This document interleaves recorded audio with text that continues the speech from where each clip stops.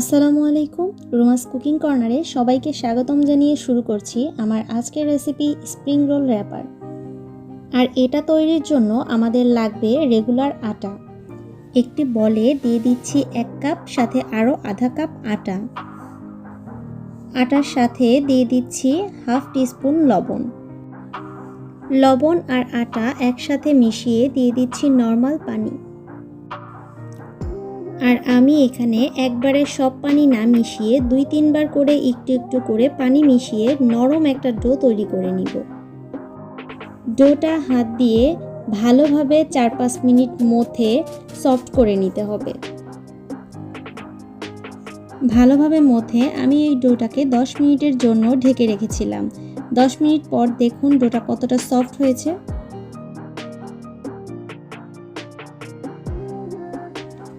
এবার এই ডোটাকে আমি আরও কিছুক্ষণ ভালোভাবে মথে নিলাম এবং দুটি ভাগে ভাগ করে নিলাম।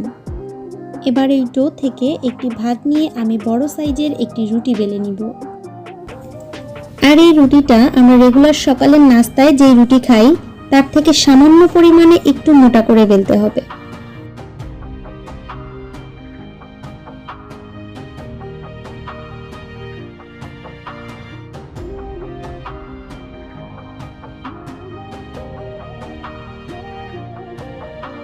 তো রুটিটা বেলা হয়ে গেছে, দেখুন এর পুরুত্বটা ঠিক এমন হবে।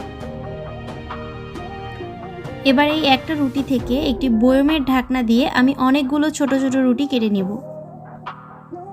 একটি রুটি থেকে ছোট ছোট 6 থেকে 7টি রুটি কাটার পর আমি রুটির বাড়তি অংশগুলো তুলে রুটিগুলো সাইডে রেখে দিব। আর এভাবেই আমি রুটির বাড়তি অংশ আর অবশিষ্ট ডো দিয়ে সবগুলো রুটি কেটে নিব। আমি এখানে 1.5 কাপ আটা দিয়ে 25টা রুটি বানিয়েছি। এবার এই রুটিগুলো দিয়েই আমি স্প্রিং রোলের জন্য র্যাপার বানাবো। এবার একটি রুটি নিয়ে তার উপর একটি ব্রাশের সাহায্যে তেল ছড়িয়ে দিব সব দিকে। তারপর রুটির উপর কিছুটা আটা ছিটিয়ে দিব। চারপাশে কিছুটা আটা ছিটিয়ে দেওয়ার পর এই রুটির উপর আরও একটি রুটি দিয়ে দিব। আবারও রুটির উপর তেল ছড়িয়ে দিব আর আটা দিয়ে দিব। এভাবে আমি 4টা রুটি একসাথে করে নিব।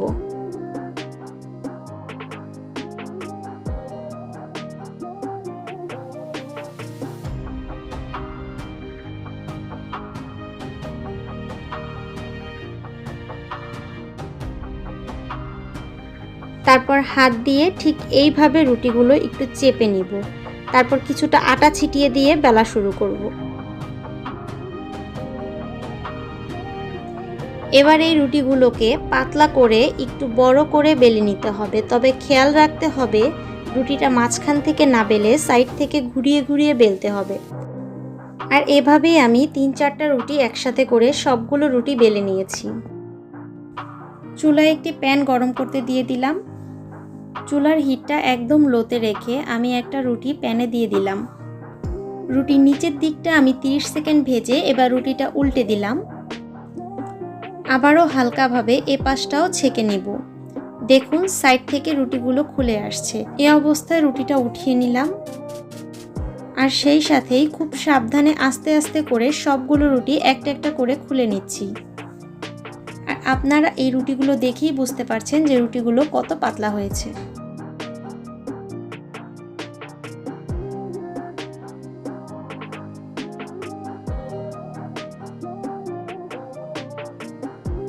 আর এভাবেই আমি সবগুলো র্যাপার বানিয়ে নিয়েছি।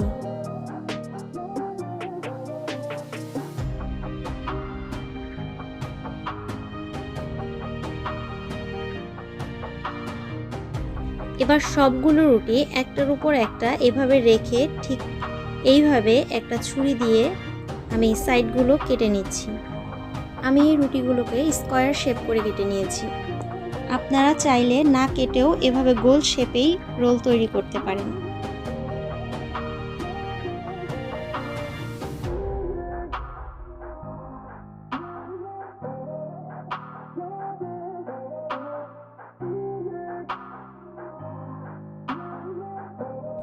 আর সাইডের এই বাদ দেওয়া অংশগুলো ছুরি দিয়ে ছোট ছোট করে পিস করে কেটে নিতে হবে।